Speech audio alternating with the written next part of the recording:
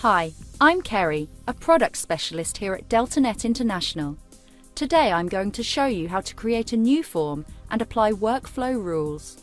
Start by selecting the Dashboard tile in the top right-hand corner. Then select the Management Center tile, followed by Content Management. And finally, the Forms tile. To create a form, select New Form. Give your form a title. In this instance, we are just going to call this Sample Form. You can also add a description to your form. Once you are ready, select Create to start creating your form. This will take you to the Form Management page. Here you can edit the details for the status, title, description, and so on by selecting Edit next to any of these. You can navigate to the form development by selecting Questions and Workflow Rules. To build the form, select Questions. To add a new question to the form, select the plus icon. A drop-down list will appear with different types of questions that you can select. There are a variety of different question options available. For now, I am going to select the Display-Only Text option. Once you have decided what question type you want, select the Add button. You will get the option to put in some guidance text. This will appear in an information marker. If you don't want to include that, just add the body text that you want to include. In this instance, we are going to give some information for the user of the form before we start adding any questions. Once you are happy with the information you want to add, select the Save button. You can see that the display text has now been added. Select the plus icon to add another question. We are now going to add the option for a learner to select their details. To do this, I am going to select Select User from the drop-down and select the plus icon to add the question to your form. In the title, enter the details you want to show on the form. I'm going to enter some guidance text here too.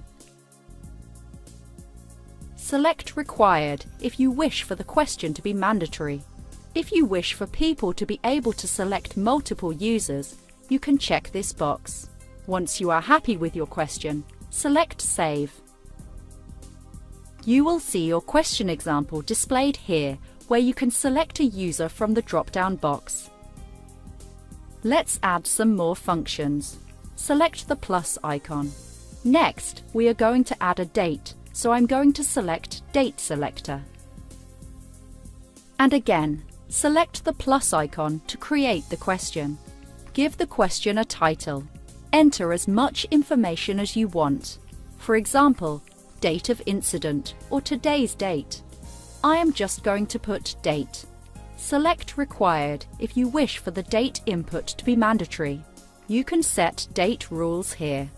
You can limit how many days the learner is able to select by entering a number in the days field. You can also limit whether the learner can select only past dates, future dates, or both by selecting the different radial buttons. Plus is for days in the future, minus is for days in the past, and plus and minus is for days in both the future and the past. For example, if you enter 7 days and the plus radial, the learner will only be able to choose a date that is within the next 7 days. These options will only be valid if you set a number in the days box above. I have set it to 0 so the learners can select any date. Select Save. Again, you will see your new question here. Select the plus icon. This time, we are going to create a yes/no question.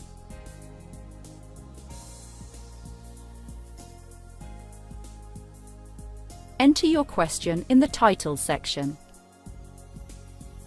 Then select Save. If you want to modify a question, select Edit. You can also delete a question by selecting the Remove button. Select Preview Form to see what the form will look like for learners. Once you are happy, select Back to go back to the question builder. If you want to change the order that the questions appear, select the Change Question Order button. You will see all of your questions here. To change the order, simply drag a question to where you want it to go. If you go back to Edit Questions, you will see that the order has been updated. Now that I am happy with my form, I am going to add some workflow rules. These dictate what happens to the information once it has been submitted by the learner. Select the Workflow Rules tab and select the Add button to add a new workflow rule.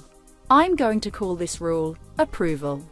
I am going to set this up so the form would seek approval for learners that select Yes to the mandatory Yes/No question. Select the question you want to apply the rule to. You can set the rule to seek approval if the learner does not select a particular answer here by selecting Is Not. For our rule, we want to select Is. And we are going to choose Yes. We are going to add another rule. Select the plus icon. We are now going to set a rule for the Date option.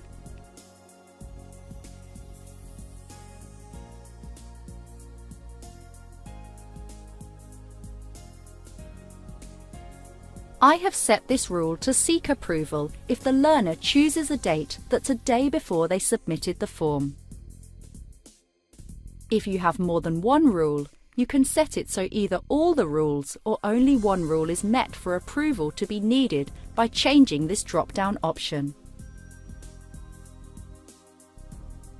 Once you are happy with your workflow rules, you can choose who you want to receive approval requests.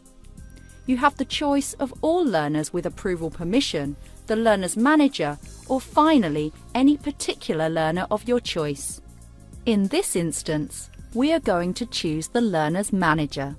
Select Save once you are happy with how your rules are set up, and you can see that the approval rule has been created. You can add more rules if you want. The system will work through the rules in linear order. You can change the order using the arrows here, as well as edit or delete rules. Once you are happy with your form, don't forget to set it as published. To do this, go to the form details. Select Edit by the status. Change that to Published and select Save. And that is our form complete. If you go to View Forms, you can see our form here. Once a learner has filled in the form, you will not be able to make any changes to the form. Instead, you have to make a copy of the form and make edits to that form. And that is how to create a form with workplace rules.